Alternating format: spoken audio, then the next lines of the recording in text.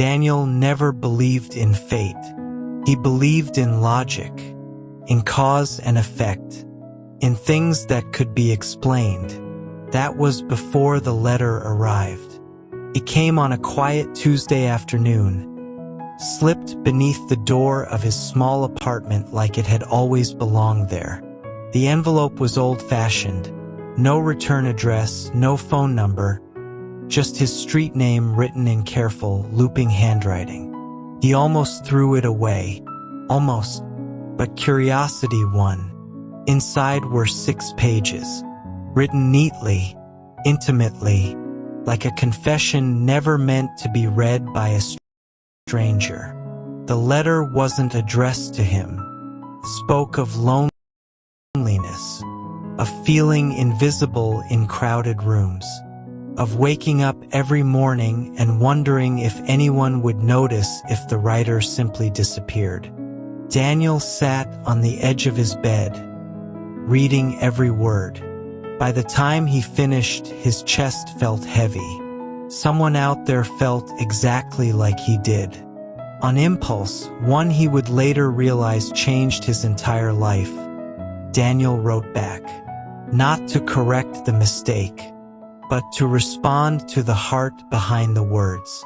He kept it short. I don't think this letter was meant for me, but I read it, and I just want you to know, you're not invisible. He mailed it the next morning, and forgot about it, until 3 weeks later, another letter arrived. This one was addressed to him. She thanked him. She said she almost stopped writing altogether before his response arrived.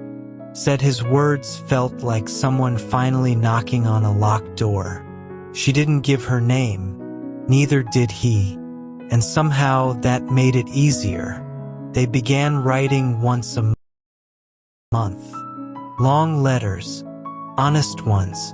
They spoke about childhood dreams that didn't survive adulthood, about the pressure to appear okay when they weren't, about loving things quietly so they wouldn't be taken away. Daniel found himself waiting for those letters, counting days, rereading old ones. She wrote like someone who noticed everything. The way the world softened at dusk, the sadness in unfinished songs, the comfort of bookstores that smelled like dust and possibility. He wrote like someone learning how to feel again. Months turned into years. They never exchanged photos, never shared real names, never spoke on the phone. It wasn't discussed, it just happened. And then one day she made a rule. We can never meet. Daniel read the sentence over and over.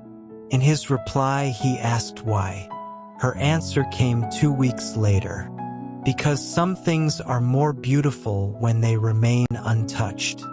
I'm afraid if we meet, reality will ruin what we've built. He didn't understand it, but he respected it. Because loving her, even from a distance, felt better than not loving her at all. The letters became his safe place. When his career stalled, she reminded him he was more than success. When he felt alone in crowded rooms, she told him loneliness wasn't proof of failure. Without realizing it, Daniel fell in love. Not with a face, not with a voice, but with a soul. Then one day, the letters stopped. No warning, no explanation. Weeks passed, then months. Daniel wrote again and again. Nothing. Until nearly a year later, one final envelope arrived. The handwriting shook. I'm sorry. Some loves are meant to be felt, not lived. Please don't look for me. Goodbye. Daniel sat on the floor, letter trembling in his hands. And just like that, she was gone. Years passed. Daniel's life moved forward on the outside. He became successful, respected, admired, but inside, something remained unfinished. Every bookstore reminded him of her. Every quiet afternoon felt like an echo. He stopped believing in letters until the day fate decided to intervene. It happened in a small bookstore by the sea. Daniel reached for a novel at the same time as a woman beside him. Their hands brushed. She dropped her notebook. He bent to pick it up and froze. The handwriting, it was unmistakable, careful, familiar, burned into his memory. When she looked up, recognition flooded her face like a secret exposed. "You," she whispered. Her name was Clara, and in that moment, years of distance collapsed. They sat across from each other in silence. Finally, Daniel spoke. "It was you." Clara nodded. Tears welled in her eyes. "I never meant for you to find me." She told him the truth then. Back when the letters stopped, she had been sick, seriously ill. Doctors were unsure how much time she had left. She couldn't bear the idea of someone loving her with a countdown hanging over their head. "I didn't want to be remembered as a tragedy," she said quietly. "So I left before you could lose me." Daniel's voice cracked. "But I lost you anyway."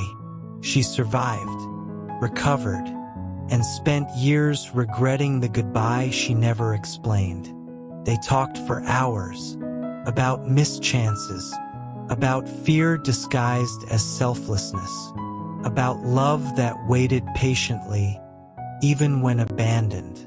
This time there were no rules, no distance, no letters, just two people finally standing in the same moment. As the sun dipped below the horizon, Daniel reached for Clara's hand. "Let's not disappear on each other again," he said. She squeezed his hand gently. "No more goodbyes," she replied. "Some love stories don't begin with a glance. They begin with words, and when fate is patient, they end with forever."